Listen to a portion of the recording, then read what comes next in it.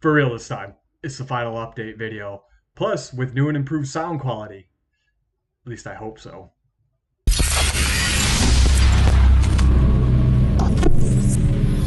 Okay, so first things first, obviously the sound quality hasn't improved. Sorry, can't even talk now because I feel like I got the wind taken out of me a little bit. I recorded in a different way, and as I'm editing, everything's going good. The sound quality is great, and then for some odd reason, halfway through it, the sound quality just tanks. I don't know what happened, so here I am re-recording for the second time. That said, welcome back to the channel, everybody. My name is Brad. Hope you're all doing well, and welcome to the final update video of Breakwater Point. Starting things off a little bit differently this time, as I've got quite a bit I want to talk about, and I kind of already teased everything in the last episode, so we're just going to dive right into it. As you can see from here, the big coaster that I teased is complete, but we're going to talk about that here momentarily because not only did I do this one, but I did a 15th coaster because I don't know why at this point anymore. Just coasters and coasters, but felt like I could do something in this area, so I did. So I did do a 15th coaster. It's an aero looping coaster, but we're going to talk about that here in a second because first I want to discuss this new static attraction that I put in. It's one of those bungee slingshot rides, and man, I absolutely love the way this thing turned out. I originally toyed around with doing one of these in the original Breakwater, so I kind of knew I wanted to bring it back, so I did. I modeled this one after the one that they have at Cedar Point.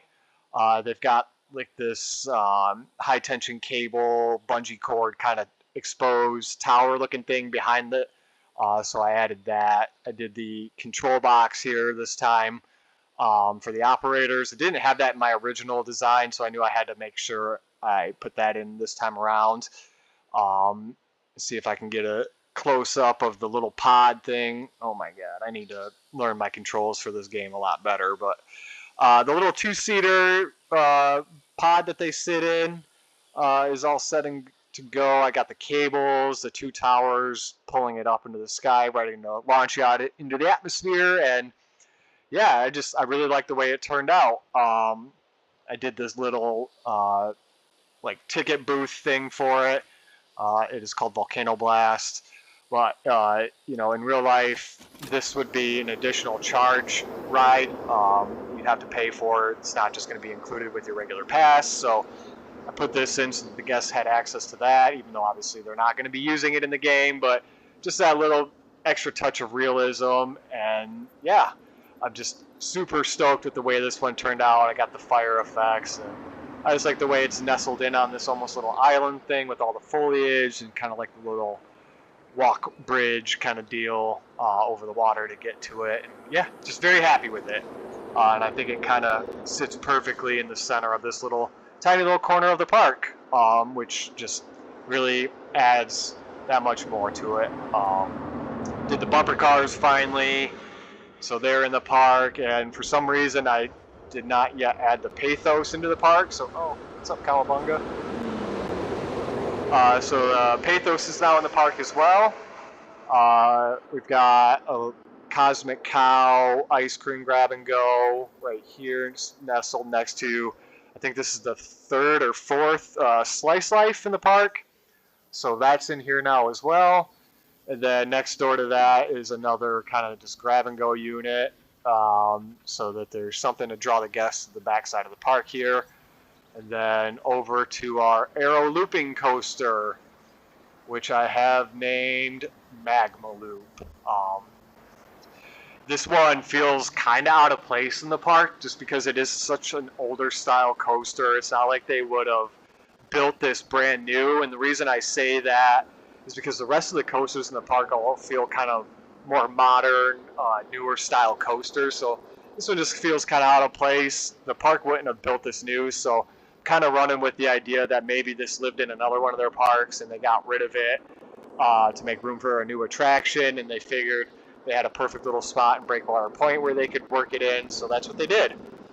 So it lives here now amongst all the more modern coasters, but that's okay. Adds a little bit of variety to the park. I've got the transfer tracks and the maintenance shed back there, with a lot of the nice volcano type scenery around the coaster to really kind of tie back into that idea of Volcano Valley. Um, but yeah, that's kind of what's going on in this little nestled corner of the back part of the park.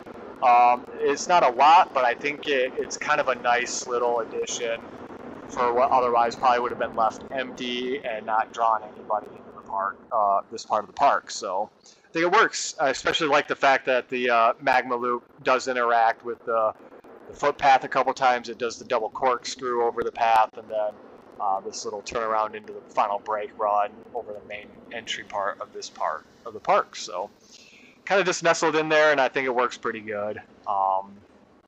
So let's move over and talk about the main coaster. Oh yeah, the swinging ship is now in here too. It's nicknamed Scuttle, which reminds me most of the flat rides have been named and signed if they haven't already, which came with all the other little details I did in the park. Not going to go through and show you all that because that would just make this video so much longer than what I really wanted it to be. We'll see that in the final episode when we do the park tour. Tropic Twist, as you can see, has a basic little sign as well. But yeah, so let's move on to the main coaster of this part of the park. As I kind of teased last week, it is the Intamin Prototype Wing. It is a hyper coaster, and I have named it Turbo Shark. Kind of a goofy name, but there's a reason for that, because when I was originally building this, I wanted it to be a dueling coaster, but for whatever reason, I just could not get the stats down. It was always red. The layouts were always really funky. It wasn't working, so I did decide just to do it as a single coaster and named it Turbo Shark because the dueling coaster was going to be called Turbo Shark versus Laser Squid. Kind of leaning back into that whole 80s, 90s retro kind of synthwave pop sort of thing. So got the big sign that kind of leans into that theme as well, which I really like how that turned out. It's one of the few coasters that has like an actual fully custom sign, so I think it turned out really good. Loading station is pretty simple. It's very reminiscent of like Skybreaker and Riptide, but it works. And then same with this. We've got the transfer tracks that lead over into the maintenance shed that's nestled away nicely in the woods. The queue line has got some nice shade from the trees and interacts with the coaster as well. And we've got the inversion over the station too, which I think is a nice element for the coaster. And yeah, it's an absolute banger. It's a long ride. I think it's got like 5 inversions, 7 moments of airtime. It hauls with a max speed of 83 for a minute and a half. I mean, it's a doozy. It's one of those rides that makes you want to do this. Felt funny bringing that back. I haven't done that since like the 2nd or 3rd episode, so needed to bring that back since this is the last one. You might have noticed on Magma Loop, I did go through and put fast pass signs so that you know which queue line to get into. I did that for all the coasters. And then, yeah, I just kind of did a spoiler over there in the distance, but we'll go talk about that here in a second. I did the retaining walls again. I really like how this added a extra layer of elevation to the park when I did it on the other side, so I did that through here as well. And Turbo Shark just cruises very nicely throughout it, and it just makes the park that much more dynamic, I think, and it just looks really nice. I did do some night lighting on it, so it's all lit up at night, which looks good too. Got a little gift shop here. Nothing too crazy on the inside. I didn't trim them out too much just because we've got the new gift shops and restaurants coming, so didn't really feel a need to go through and do those, especially because there won't be a whole lot of foot traffic back here anyway. Rockfish Sushi is an upscale sushi restaurant that I created, kind of like Slice Life and whatnot, so those will probably be reoccurring restaurants in future builds as well. And then I did put in another Atomic Taco on this side because, like I said before, my heart goes out to Atomic Taco and I miss you every day. And then rounded out with another Cosmic Cow ice cream shop. So now there's something a little bit more to this back end path, which is really just used as an entryway for hotel guests to come and go. So it's not just dead empty space. I mean, it is, but it isn't. At least there's something going on when you're making your way to and from the hotel. Some more totems, is kind of interacting, a lot of natural scenery as well. So then the hotel entry has a little volcano valley walk-in as well as a Tsunami Bay one. And it's hard to avoid that spoiler, so let's just go ahead and talk about it. The big hotel. As you can see, I wasn't able to get it finished in time for this video, but that's okay. It's going to get done if it hasn't already been by the time this has been released. Not super over the top crazy, but I think it works for what it is. We've got the two side for like the normal rooms, and then the tower for some of the more high-end suites with balconies and better park views and higher floors, which is nice. I still have to finish like the entrance and like the main plaza area for valet and luggage drop off and whatever. And as you can see, I've got some footpaths on the higher elevated point here, which we're going to have some like balcony bars and restaurants for the guests, which I think is going to be a nice touch. I'm going to have a fountain area. This whole front end will get done pretty nicely, even though you're not really going to see it from the park. So that's okay though. It's got to live there. And then I'm going to finish out the main parking lot as well. But we'll see all that in the final park tour video. But yeah, that pretty much brings us to the closure of the build for Breakwater Point. It's kind of bittersweet.